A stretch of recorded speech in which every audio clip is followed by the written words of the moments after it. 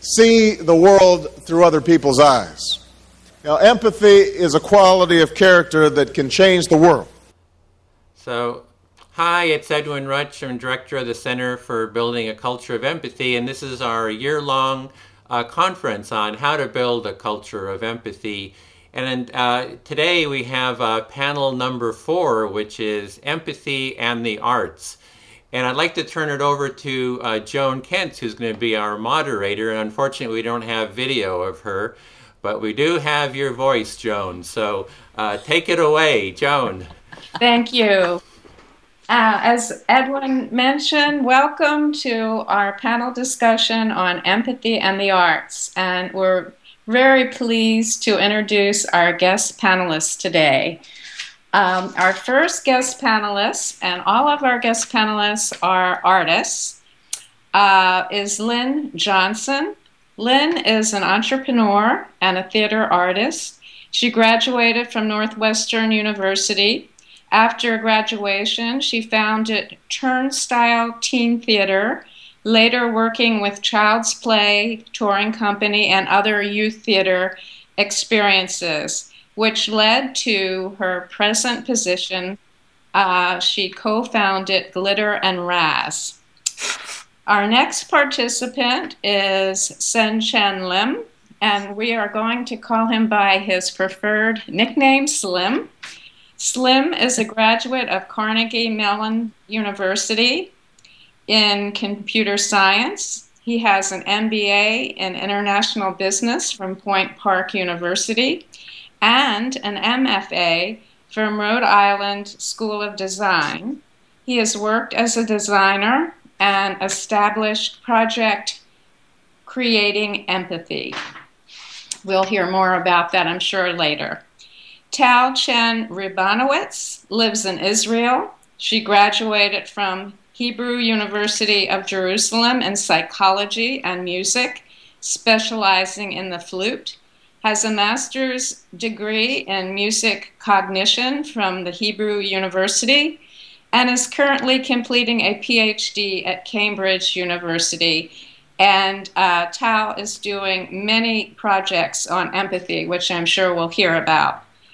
Eva Vigrand, our last panelist, she was born in Germany. She has a master's in somatic psychology from the California Institute of Integral Studies in San Francisco. Eva has studied a wide variety of dance disciplines, and she has taught movement and expressive arts throughout Europe, Canada, and the US. Eva is the founder and artistic director of Core Connections.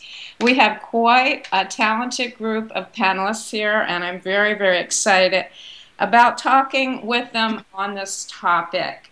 So why don't we just plunge right in with our first question and find out a little bit more about how you became involved in your particular art form. And let's start with Lynn. Okay. Hi, everybody. How did I become involved with my particular art form? Well, it's kind of it's one of those things where I feel like I never wasn't involved in my art form. I started off doing theater, acting, dancing as a kid. I remember loving theater from a very, very young age. Which is probably why I continue to work with children today. I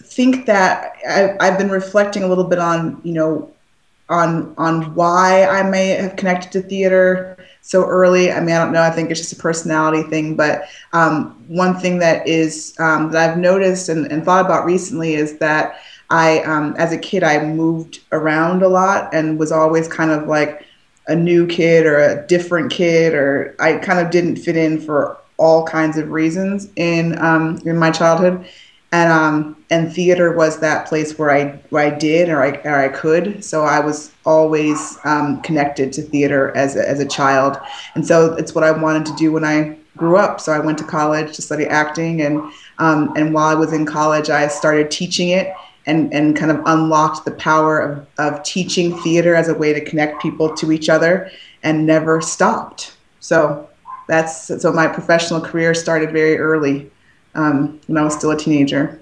Thank you, Lynn. It sounds like you were born an actress.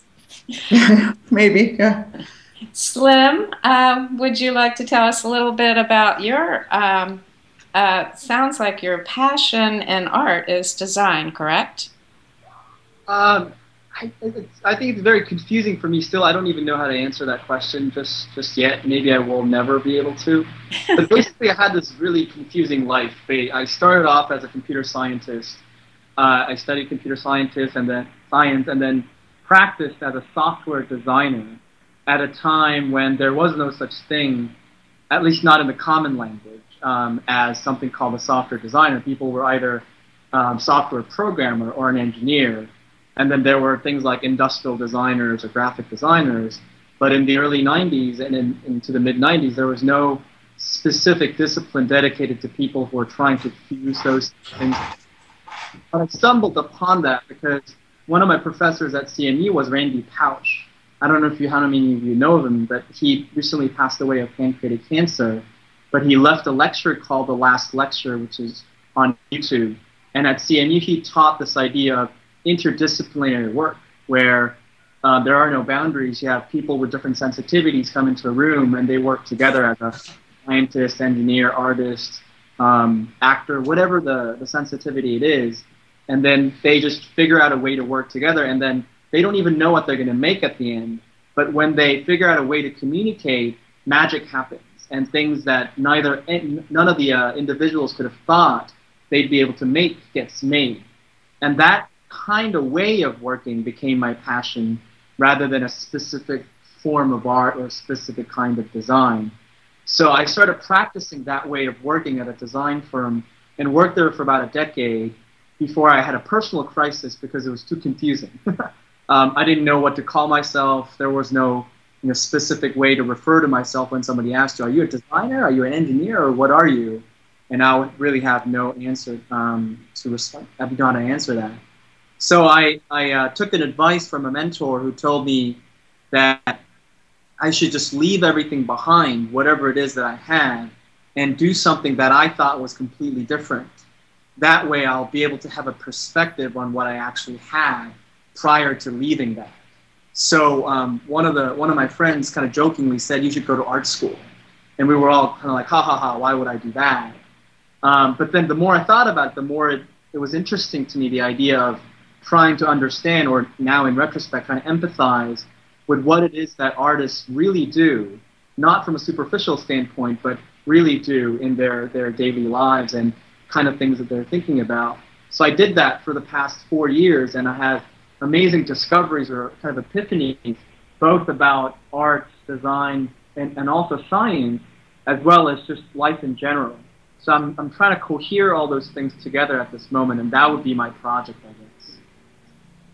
Okay, thank you, Tal. I'm sorry, Slim. That was very, very interesting, and I'm just going to call you an artist. Sure. Next participant, Tal, would you like to give us some inkling of how you got involved with music? Yeah, sure. I don't think it's a hard question because I don't know when I actually connected, because I feel like I've always been connected to music. So I think I can say it's inseparable in a sense. So I started playing the recorder when I was, I think, 4, and I studied it by myself. I had this booklet, and then when I was 7, I started the flute, and it was an amazing world for me. I really think one of very unique moments I had playing when I was a little child. And from then on, it went on and on and on. And I played a lot of classical music, a lot of world music, some jazz, all kinds of things. And I was always very interested also, not just in music, but also in the intersection between music and psychology. And this is what brought me also to do the master's and the PhD about music and empathy in particular. Thank you. And Eva, we've come to our dancer in our group. Would you like to tell us how you got started in your art form? Sure, I got very much reminded by the speaker just in front of me. I basically danced all the time. I have been dancing all the time. That has always been the way for me to connect with me, to process my life, to kind of know how I feel. When I grew up as a kid, there weren't any other kids around, and my parents were sick a lot. So that was kind of my way of taking care of myself, and also to really find out, what do I do with this situation? What do I do with myself? You know, when there's not really anybody there, how do I actually hold myself? How do I cradle myself through all this? So it really has been a way of being really empathic with myself, because there was nobody really else outside of me who would do that. So it was really, has been, and this is also what I teach and what I do with my clients, is really to use art, movement, poetry to kind of get in touch with myself, right? So to really use art, yeah, to find out more about myself. Thank you so much. Now that we've had a little background and how you got involved in the arts, I thought we would touch on our topic today, which is empathy. And if there was a specific event in your life that made the value of empathy significant to you, if you could tell us a little bit about that. Or sometimes that is not the case, I realize. And as Slim had brought out in a previous email, we were emailing back and forth, he was curious about everybody's definition of empathy. What does empathy really mean to you personally? So you could combine those two or answer one of those questions if the other one doesn't pertain, you didn't have a specific event. And let's start with Lynn. Okay, so I don't know if there was a particular dramatic event or necessarily, but what comes up when you ask this question is about 10 years ago, I made a really important shift in my career.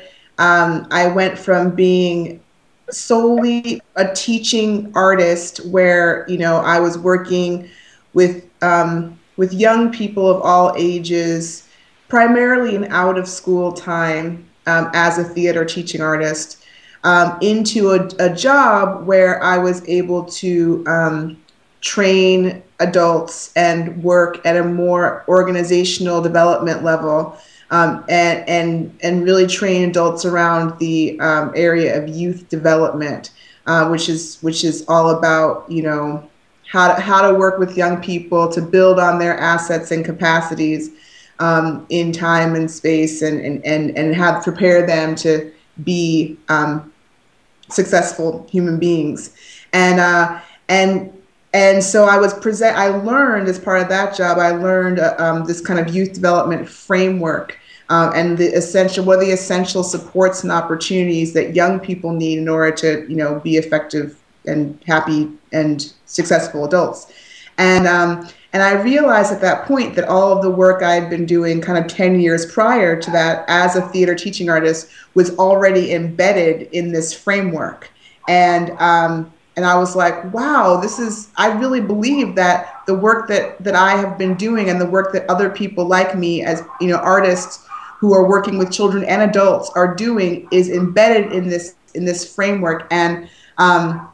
And this framework was, these supports and opportunities were really about like providing a safe space for young people to you know, to feel emotionally safe and to be known and valued by adults and their peers, and have opportunities to make a difference and make some impact in the world, et cetera, et cetera.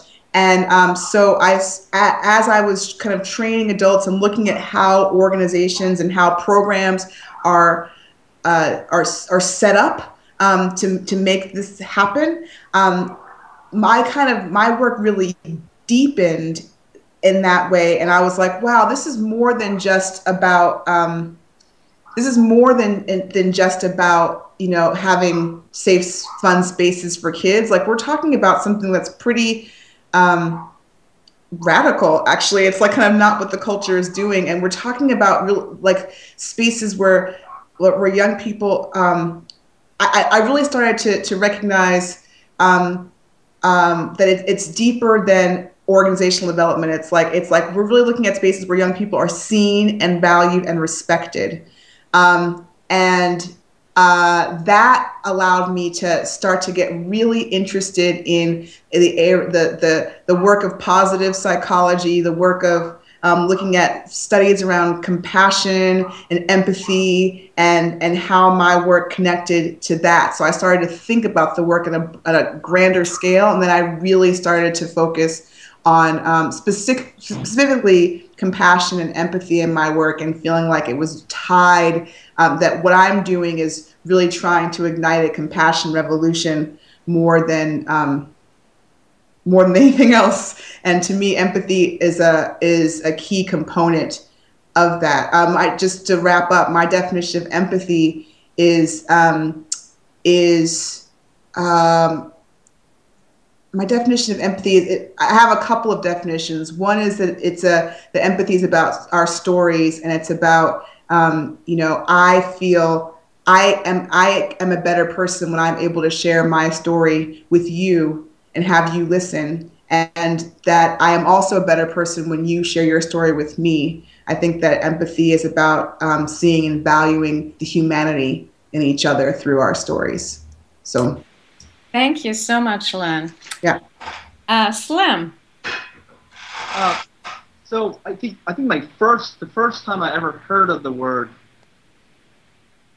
and I think I heard the word empathizing first over empathy, and I tend to sort of focus more on the act of empathizing as opposed to empathy, which I sort of think about as a kind of a potential for someone to do something. And the first time that it really meant something to me was I had a friend who was bipolar, and in my relationship to that friend, I had this sort of recurring theme in my relationship with her, where she would go from being very, you know, playful, very free, and very vivacious, to being very depressed and almost antagonistic in our relationship. And I was very curious why this was, and at the time I was very much in the, metaphorically speaking, the left side of my brain, which is to say that I just recently came out of, you know, being trained as a computer scientist, and the kind of tools that I had at my disposal in handling personal relationships was very much based on logic and rational, and the way of kind of trying to, what's the right word, sort of fix something. I was a problem solver. You know, if I see something in front of me, I looked at everything as a problem, and then I said, oh, how do I solve this problem? As opposed to, in my mind, empathizing is a very different way of looking at anything. So in my relationship with her, there was a time when, you know, I would want to fix this problem, and in my effort to try and fix the problem, what I did was I went to a local support group, and there were psychiatrists there, and there were other people who were friends and families of their depressed friends and depressed family members, and they were discussing, you know, what is it like to be in that position, and how do we help these people. And one thing I learned from that context is that there was this thing called empathizing, which I had never heard of, and they described it in a very specific way. Said, well, it's very simple. What you do is you find a way to sit down with a person and listen as much as you can, and then if you think you've listened enough to really understand what's going on and what they're really going through, try and you know, say it back to them, and saying, oh, I think this is, you know, what you're going through, this is how you're feeling, this is what you're thinking, and that's because you just did this, or this happened, or some way of really creating a story that resonates with the other person. And if that resonates with that person feels empathized with, that was it. And it sounded really, really simple to me. I was like, oh, that's it, I can do that. So I went back and tried, and it was a million times more difficult than what I had perceived of it as when the psychiatrist had sort of explained it using prose. Because number one, when I try to get that person to say, there's no guarantee that that person is going to say anything. If anything, just yell and scream and just refuse to cooperate in any fashion. So in my sort of rationalistic mind, I was like, this is unfair. That this has to be a conversation. Why aren't you telling me these things? And very my frame of mind was, I'm doing you a favor. I'm trying to fix you. You're the one with a problem, and you should be thankful that I'm trying to do this. And it just wouldn't go anywhere. And then I just stuck with it because, computer science is very persistent, I guess. It went on for like half an hour or something, over half an hour. And I got really tired, and I was very kind of groggy about the whole situation. But something really interesting happens when you stick with it, and then maybe also because when you get tired, is you start to think less rationally, or think less about it in the sort of emotional sense. You sort of take a step back, and I almost see myself thinking about these things, like what I mentioned, which is like thinking that this is a problem to be solved. And it became more and more of a reflective process where I could see that, there are other ways of thinking about the situation. It may not be that it's her fault that's causing her to feel this way. Maybe something I did like a moment ago, like half an hour ago, might have triggered her to behave this way too.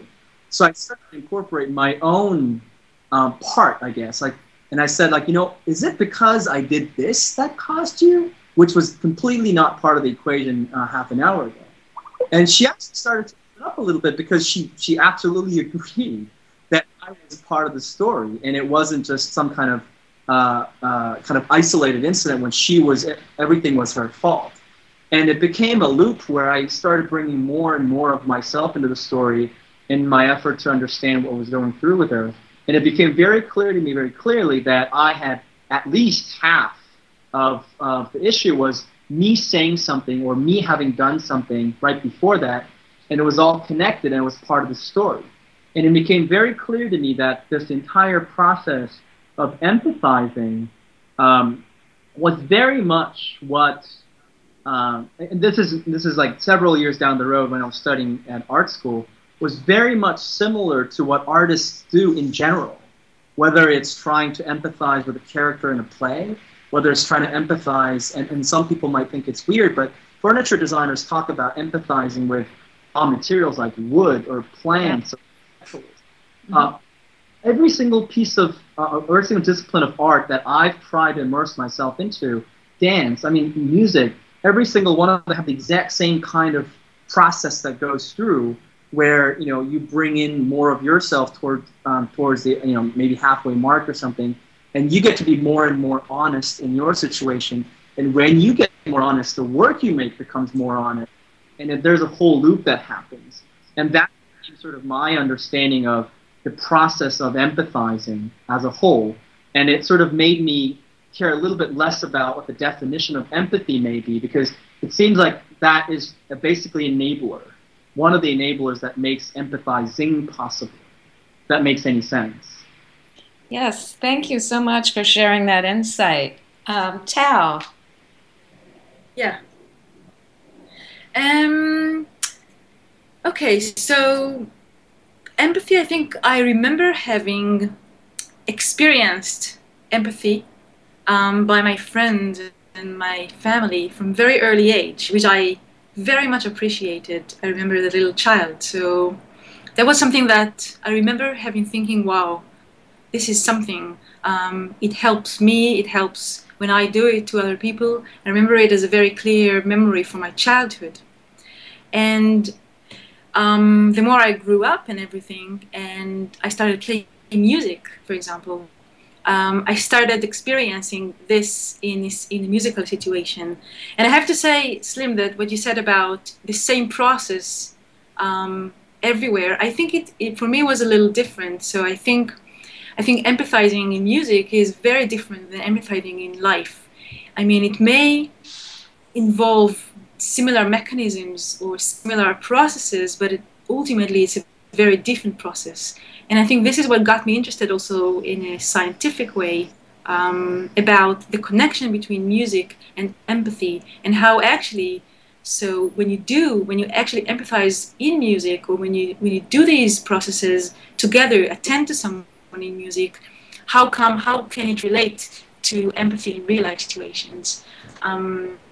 So there's these two angles. So having this memory from childhood and all over life as well, but also having it in my kind of art form, and doing it scientifically as well.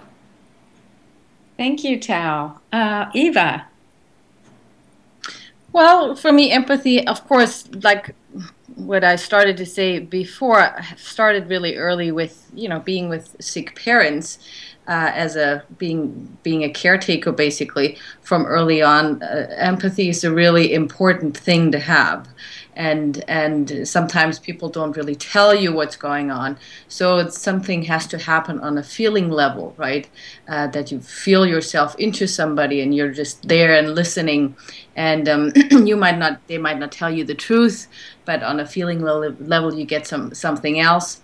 And so that was a really important skill to have, to be there and to be empathic with them, which of course was also difficult on one level, but it was an important skill to have. And later I really used that, for me it's a great, basically a great technique, but also a great, how should I say, skill is not the right thing, just a great way to explore things. As a dancer, as a dancer, I could become anything through empathy, right? Like a little bit like what Slim said, I can become a tree, and feel, how does it feel to be a tree, right? Or how does it feel to see an enemy? How would that move?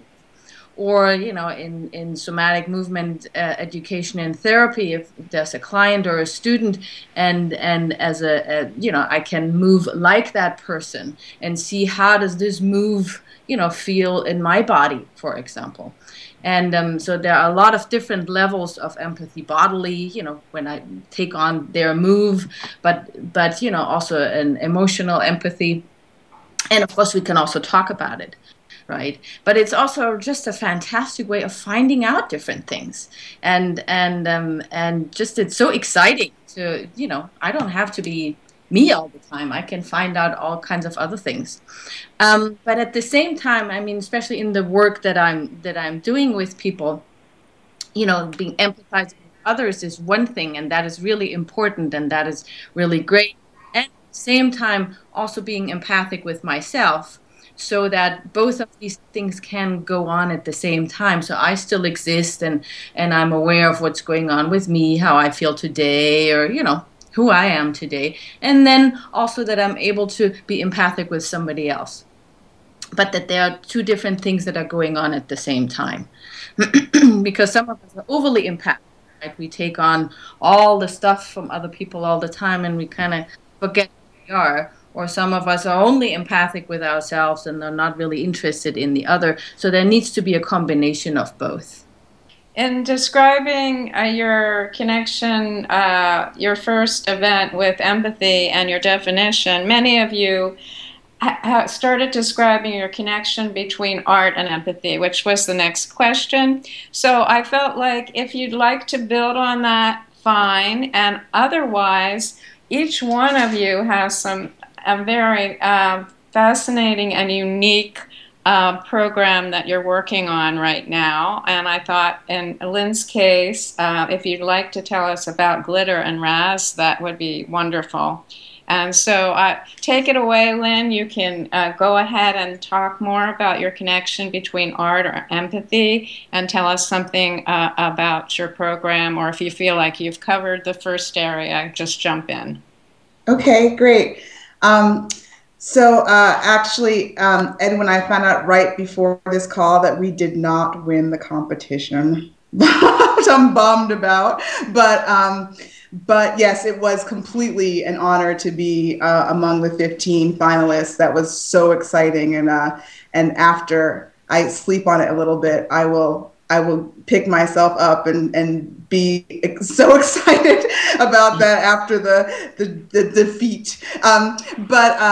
So I'll tell you more about the program that was a finalist. So GRL Productions we're based in Oakland, California, and we have we say we teach social emotional skills to kids through theater and expressive arts. And in most of our programs, kids create, make, and perform their own plays in which they are exploring these pro-social themes. So we actually kind of teach empathy in two different ways. We teach it through the process of collaborating to create and rehearse and perform the play, and we also teach empathy in other virtues, generosity, a whole list of things through the actual content of the plays themselves. So we try to get them in both directions. Now, our flagship program is called the Go Girls Theater Project. And that particular program was the program that Edwin is referring to that was specifically in the finals for the Activating Empathy competition. And Go Girls is a program for girls, primarily in elementary school. And the program started as a summer camp. And it's still a summer camp, actually. It starts Monday. Our programming starts Monday. And in this summer camp, we were like, okay, it started by accident, actually. In 2008, we were already doing our theater camps. And one summer, only girls signed up for it. And because we were already kind of exploring themes, social emotional themes, we thought, okay, well, the theme of this summer has to do with girls. And we kind of just were like, okay, let's figure out what that means. And it turned into a program where we really have created a curriculum where it's where girls are we're teaching girls how to kind of stand up for themselves and each other. We're really focusing on collaboration, on empathy, on being comfortable with making mistakes, and as mistakes being part of learning. Really teaching girls that age how to be better friends, to make friends, to keep friendships, etc. And so this past school year, the one that is ending now, we created our first full school partnership with a public elementary school here in Oakland, where the school leadership identified our Go Girls program as the program that was going to help build a compassionate campus in their school. So we integrated our Go Girls programming into the school, and I've been thinking, through this competition and through other things I'm writing, I've been thinking a lot about the question of why girls. Like, why is it that we focus on girls as a strategy towards growing empathy and compassion? Because we actually believe that although we are serving girls primarily, it's a specific strategy for activating empathy throughout a community. Throughout a school or a larger community, and so our kind of logic model is that girls and women, I feel like empathy is kind of is one of the feminine virtues of our world. Not that only women should be empathetic, obviously, but it's it's that. You feel me, Eva, right? It's that like yin energy, right? It's that receptive energy that all of us need to kind of be quiet and to be still and to really listen to each other.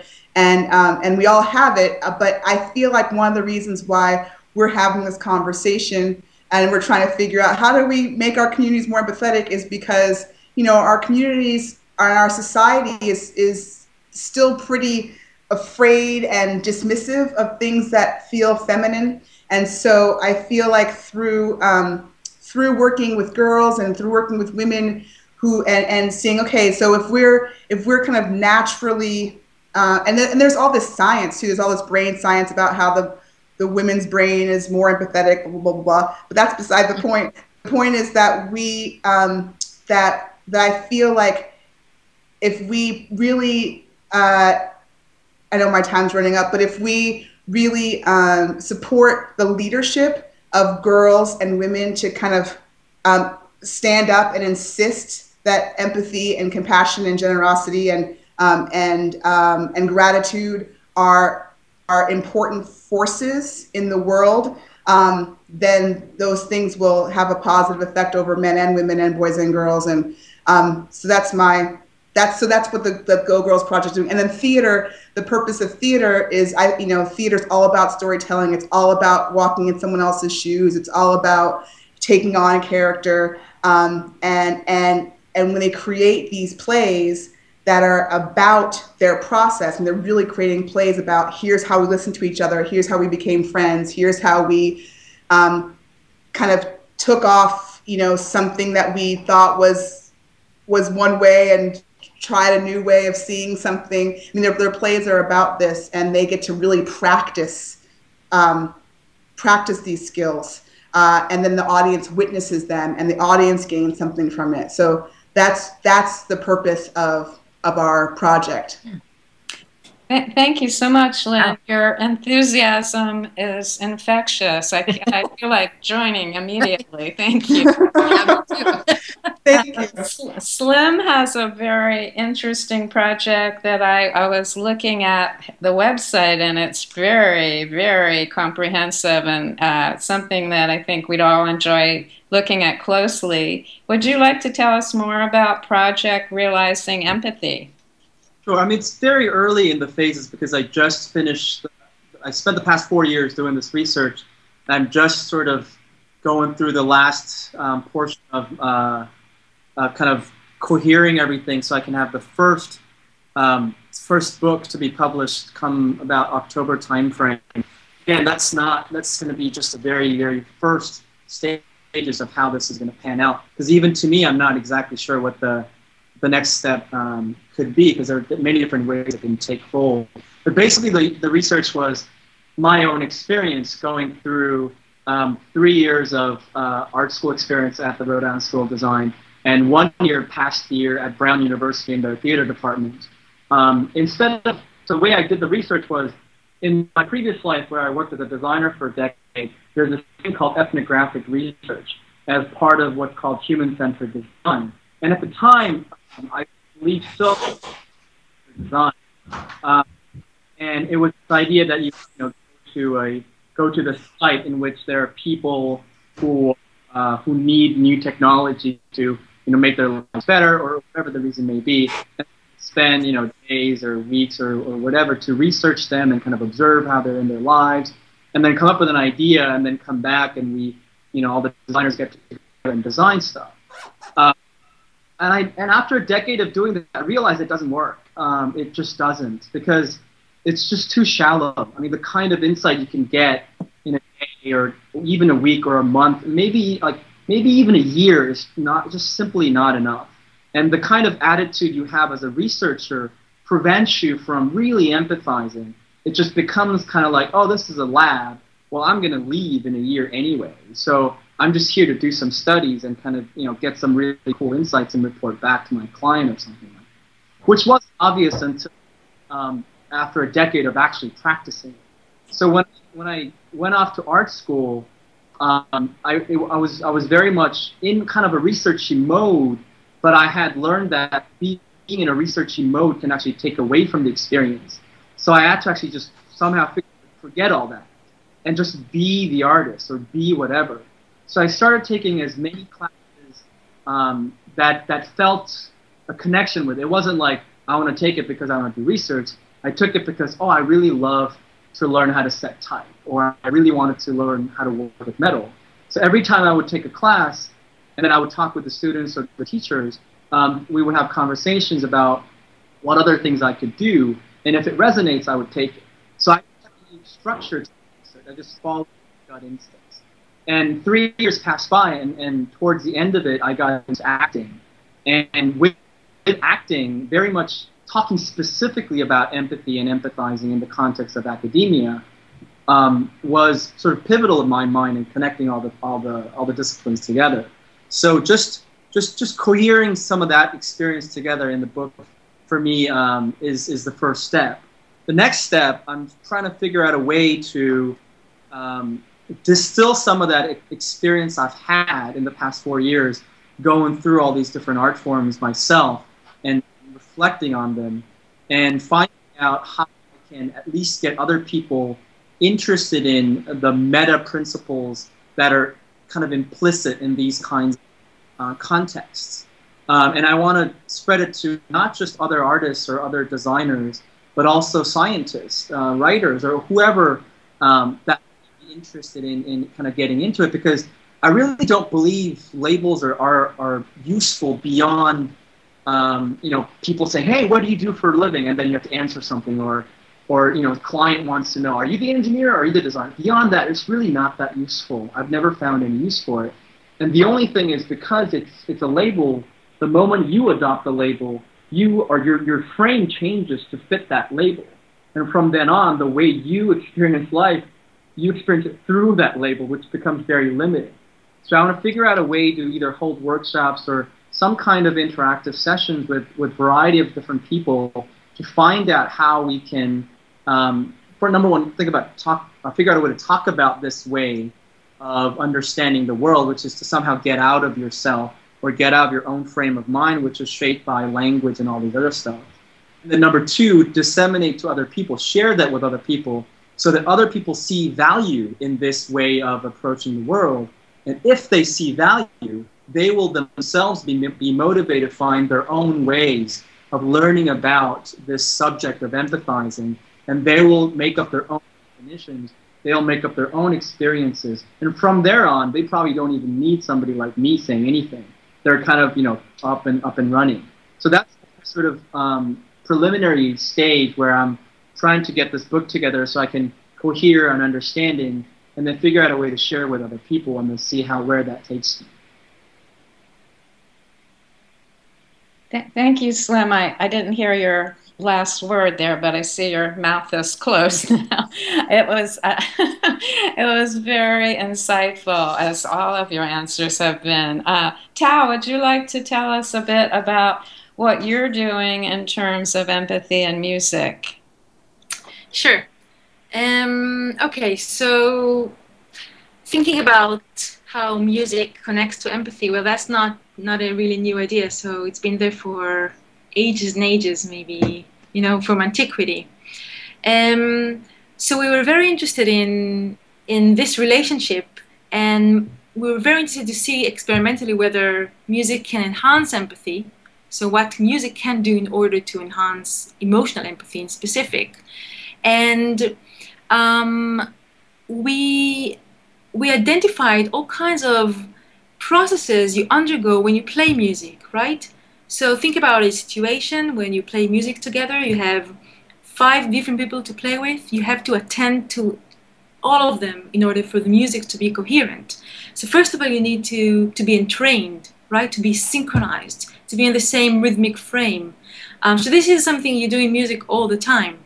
And it teaches you, in a sense, or it rehearses the ability to attend to someone else. Okay, so we wanted to use these processes in music with children in order to gain more confidence and to rehearse oneself in these capacities, such as synchrony, imitation would be one of them. So when we play together, we automatically imitate each other's musical phrases, each other's movement.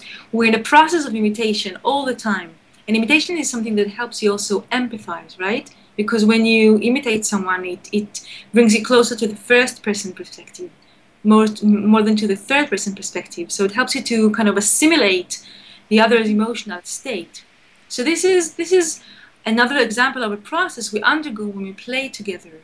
And also when we play together, we tend to read each other's intention, right? If I want to play with you and I want to be in the same, you know, to stay in a harmonic musical state, I need to understand where you're going, especially when improvising together. Okay, when playing kind of freely. So I need to read your intentions. I need to understand your psychological state, in a sense, because music is all about playing emotion, in a sense. So I actually need to know where you are in a kind of an affective sense, cognitive and affective dynamics, which is a kind of intersubjectivity state. So there's all kinds of things transpiring when we play together, from the basic processes such as synchrony and imitation to the more complex ones such as shared intentionality and intersubjectivity.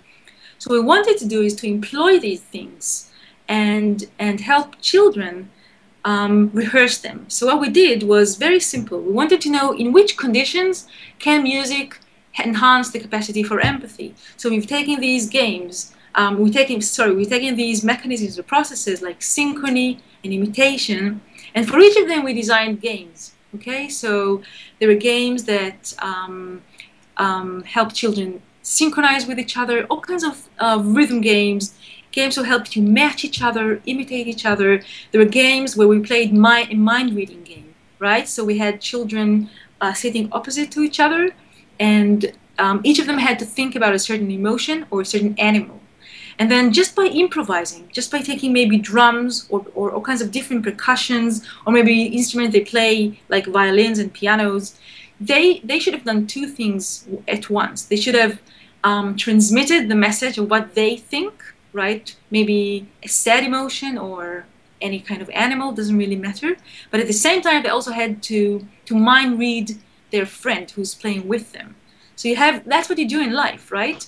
You want to empathize, you want to understand the other's emotional state, but at the same time, you're experiencing something as well. So you do both of them.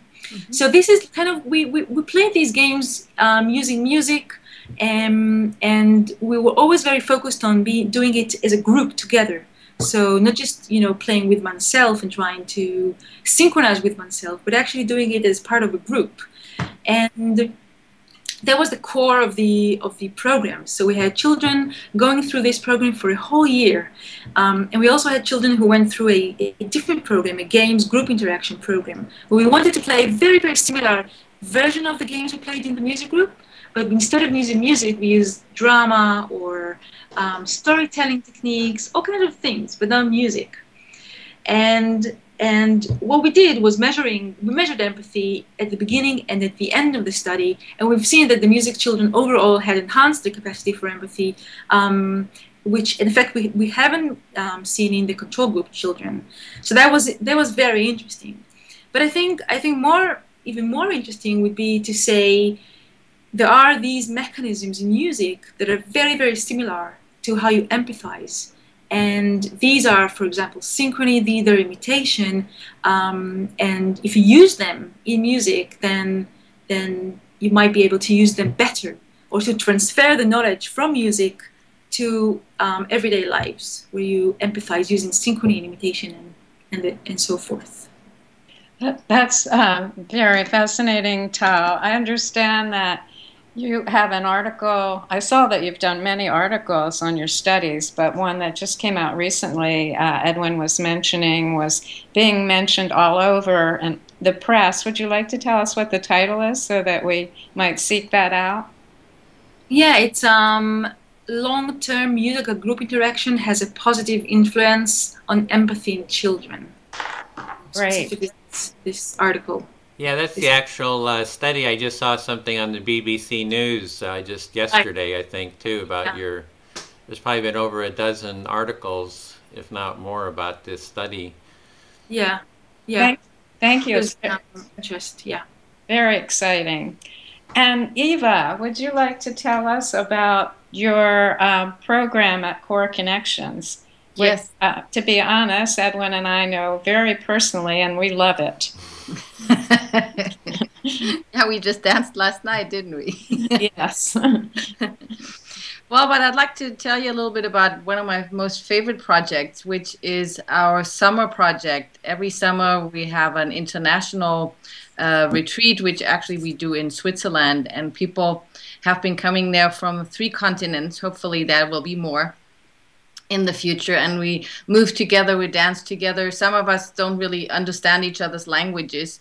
So because movement and dance is such a, like music also, it is like the arts, like all the arts, it's such a language that goes beyond our spoken word, right? And it also goes beyond culture, beyond gender, beyond race and age and all that stuff. So, and it's always such an amazing experience to have all these people there moving together. And because it's so physical, we all have a body. People right away kind of drop out of the all these stories that they have about each other. You know, the first day people are all scared of each other. Who are these weird people? I can't understand them, and all that kind of stuff. But by day 2, you know, all this is gone because they all have been moving. They all have been, there's a lake there. They all have been kind of, you know, swimming in the lake together. They have to help each other. They're also seeing impaired people there. So right away, there's this very deep connection there of helping each other and also seeing each other in a different way because communication through language is not so easy, and also because we all grow up in different cultures. I always say we all have a cultural body, and when we always are in our own culture, you know, we all kind of have a similar rhythm together. But when we're in a room together with people from all over the place, that cultural body doesn't function because because that rhythm doesn't resonate with somebody. You know, my rhythm from California doesn't resonate with somebody from whatever, China, right? So I have to go to a deeper level of human connection, just kind of below that cultural thing, and that happens through movement. And one of the techniques that we use very often is witnessing. So there are some movers moving, and some people are witnessing, always with I'll call it with the eye of heart and with the eyes of compassion, knowing that this could be you. So what you see, this could be you. And of course, while we're witnessing somebody moving, right, we also start to feel something, right? There's an emotional component to that. There's a bodily component to that. I might get really cold when I see this, or I might want to run up to the person and give them a hug. So there are all these components there, and through this whole witnessing, with the idea that who I see there could be me, right? It really brings everybody together in a real deep manner. And also, one part of the connection is working in nature, where we empathize with nature. So one part of it is really kind of sensing nature and getting in touch with it, but then also moving and activating it, becoming part of it. And through that, I always say that moving with nature and in nature, we can get in touch with our own inner nature, which is also way beyond and below culture, right? So all of these things really help us to connect on this deep human level. And you know, by the end of the time, we're such an amazing, heart open bunch of people.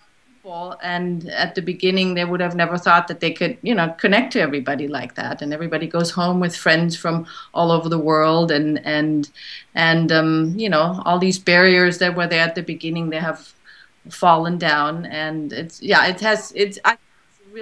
the most healing thing that I can think of is you know, empathy and doing it in this way, that I really imagine that this could be me. Thank you, Eva. I also want to put in a plug for not only your Switzerland and your various workshops, but your regular practice every week. It's very inspiring, and one that Eva has on Sundays called Dance Medicine, and I feel that that's really what it is. It is a very positive medicine, something that I much prefer to aspirin, etc. It's very inspiring. Thank you. I'm going to, for the last question, we're going to put together what we talked about today. And I think that maybe we'll just change our order a little bit so we're not as structured. We can skip around a little bit on the last one. And that's because I'd like us to brainstorm together a way to make empathy front and center in our culture. And how do you think this could be accomplished through your art form? You've given us a lot of ideas about what you're presently doing, but this is just throwing it open to all of your creativity. We've got such a creative group here. Is there something else some other thoughts you have about how art or your particular art could play a key component in building this culture of empathy. And let's start with Slim. Sure. The biggest thing that I struggled with after I had this experience is the idea that as human beings, we can't know what we don't know. That seems to be a fundamental limitation that we have, that I keep running across, because there's so many epiphanies I've had in the course of the past 4 years, and in hindsight, it's so completely obvious. Yet for some odd reason, right before that moment of epiphany, it was completely non-obvious. So something had to happen at that moment, connected things for us, and all of a sudden, either a word that we used to think we knew the meaning of had more meaning than we thought it did, or it connected to other things that we didn't know that were related to. So the fact that there is this limitation, what it implies is that even if I told someone empathy's great and I say all these things about it, until they experience something on their own, it's highly unlikely that they're going to really understand why I am so passionate about, or why I say empathy is so important. So to me, what I'm trying to do is various ways, a way for and value of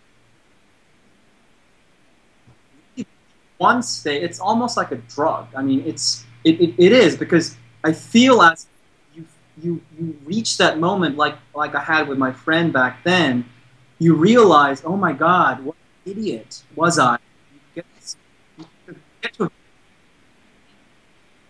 the very time, it's courage, because you realize that the other person is not that different from who you are, and all the insecurities you had about yourself almost becomes a non-issue at that point, because you start to realize, wow, everybody has this issue. So I'm not the only one having this weird problem. It is really not a weird problem to have. So for in making this, or saying that how do you put empathy front and center, is how do we figure out a way to get everybody to experience firsthand the value of empathizing. And maybe the value is different from each and everybody, but they don't know until they experience it. But to sort of demand that somebody empathize is actually counter to what we're trying to do. We can't force somebody to empathize. We can't demand somebody to empathize, because if we empathize with them, we can't possibly do that. So I think there are sort of more implicit and more indirect ways of figuring out a way for people to experience the actual process of empathizing. And to me, if method for bringing empathy front and center, because everybody will start talking about very valuable in their lives. Thank you, Slim. I don't know why I'm having problems. I hope everyone else can hear you. I didn't hear your last statements again, but thank you so much. Eva, would you like to tell us what your thoughts are in bringing empathy front and center in our culture? Absolutely. Well, for me as a dancer, all the time. So for me, that would come through the movement. And for me, the studio is a wonderful experimental place to try things out that I probably wouldn't do in real life, because that might be too dangerous or too scary or whatever. But the dance floor, the studio, is such a safe place that I can, I can open up a little bit more and try things out, and so I think it's a great way of using movement and everything that happens on the dance metaphor for life. So you can really rehearse things. And in a safe place without hurting anybody, or because you can just play it out. And what I see a lot from my students, after we after my trainings, they're kind of a week long, or so. They really kind of get very deep in the whole process of empathizing with themselves and empathizing with another. So they really have a very experience of life is about human being, and that they're not alone with the experience of fear or anger or sadness or whatever is going on. After that, a lot of people always say, wow, now they have hope. They really have hope for the world. Because they have such a deep experience of being human and connected to everybody in the group. So that's why I'm doing what I'm doing, and I'm trying to do it, in a lot of places all over the planet, where people invite me to do this, so that they can really connect through their bodies to that deeper part of being human that can, empathize with. And also, you didn't mention your trainings, but it seems to me that's a way that you're trying to spread the word by training other facilitators wherever you go. Yes, exactly. We have a training program going on, right now in 3 countries, and people come from all over the world to those and bring this work, to their home communities, to connect to their lives and to their being in their community, wherever they are. Thank you so much. Tal, would you like to give us some of your closing thoughts on brainstorming, making empathy front and center through your art form? Yeah, definitely. I think, first of all, in order to make empathy front and center, you need to have awareness for it. Awareness for how important it is, but also through my art form, how music can be related to empathy. So I really connect to what Eva just said about music being a safe place. And I think this is really important in music as well, and I think it's really true. For many, many people who play music, feel that this is the place where they can express, they can play, like Winnicott's saying, it's like a zone, the third zone, you can play in it. And I think what I would say, is that I think everyone should play music. I think every children should play music, and everyone.